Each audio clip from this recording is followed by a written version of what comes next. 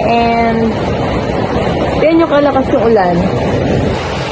Diba? Sobrang lakas.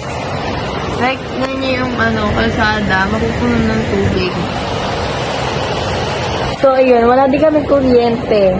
Nawalan kami ng kuryente, so no choice tayo. Wala tayong wifi, wala tayong electric fan. So, ayan, boring.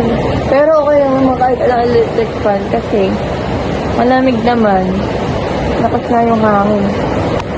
Bubuksan ito.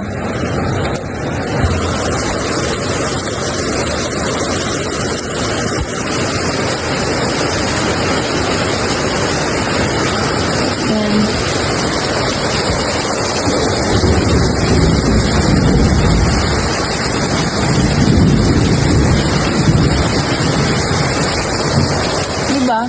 Sobrang lakas ako yung dito, guys. Kaya syempre kailangan ko siya ilak mabuti kasi safety first pa rin.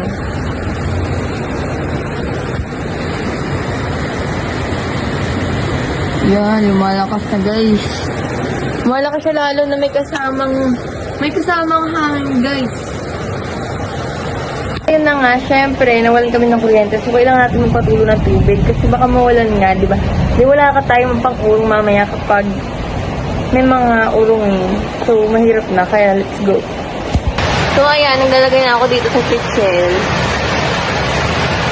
Wala na. May isang pitchel lang ako, guys. Saran natin kasi baka mamaya mandar. Sobrang lakas pa rin talaga ng ulan na may kasamang kulog, guys. Yan. Yan, guys. Super boring kaya yan. Baka na yung saging.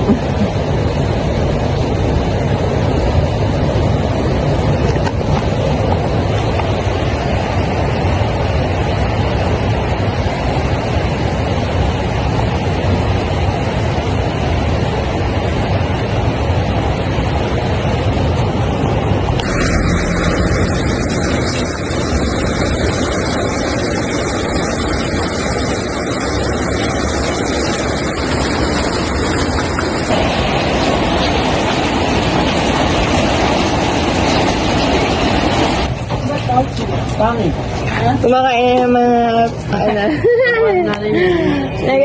anong tawag ko sa may relief. May relief.